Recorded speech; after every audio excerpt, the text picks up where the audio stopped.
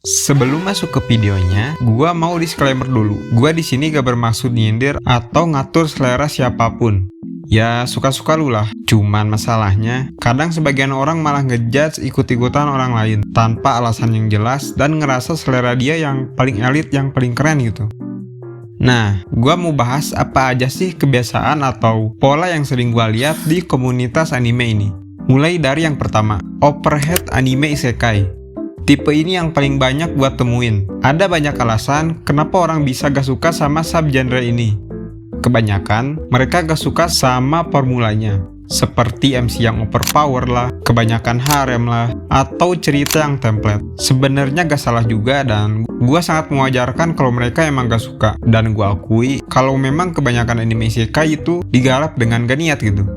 Yang jadi masalahnya adalah banyak orang yang menilai jelek sebuah anime hanya karena memiliki label isekai.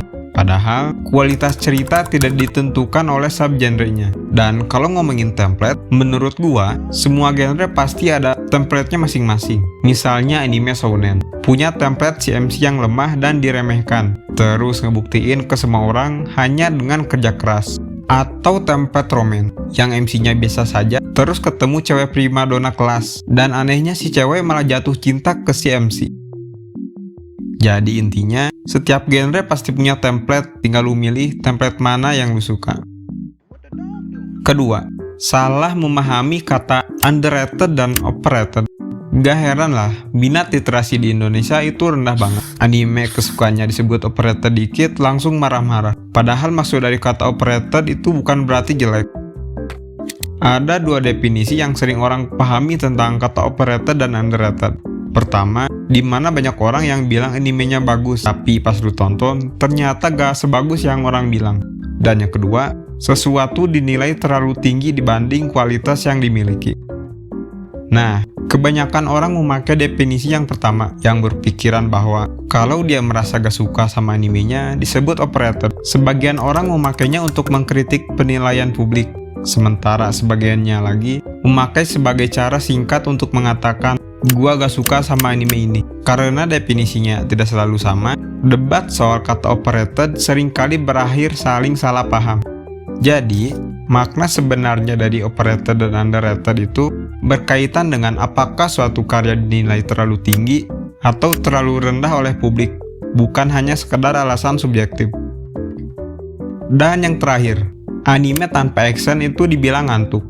Gua sama sekali gak paham sama orang yang bilang gitu, karena ya apa yang menarik dari ngeliatin dua orang yang lagi baku hantam gitu. Gua bukan gak suka sama adegan action, tapi lebih ke gak suka aja gitu nonton anime yang isinya gelut-gelut doang sepanjang season. Contohnya waktu gua nonton JJK season 2 dan 3. Justru gua malah ngantuk karena ya isinya baku hantam doang. Nah, setelah gua menelusuri lebih lanjut, gua mulai paham dan bisa menyimpulkan. Karena banyak dari kita pertama kali kenal anime lewat judul-judul yang ritmenya cepat. Yang dimana tiap beberapa episode pasti ada pertarungan besar, ada power up, dan ada klimaks. Yang lama-lama otak kita terbiasa dengan pola seperti itu. Jadi ketika kita pindah ke anime dalam tanda kutip pelan dan lebih fokus ke percakapan atau suasana, kesannya jadi seperti lambat banget gitu. Mungkin buat sebagian orang jatuhnya malah bikin ngantuk. Gua nangkap beberapa poin, antara dia emang gak ngerti konteks animenya dan apa yang lagi dibahas, sama emang pengennya gelut. Gak peduli hal lain, yang penting gelut. Ya sebenarnya gak salah juga. Cuman ya risih aja gitu. Banyak orang yang berisik ngantein anime lain ngantuk.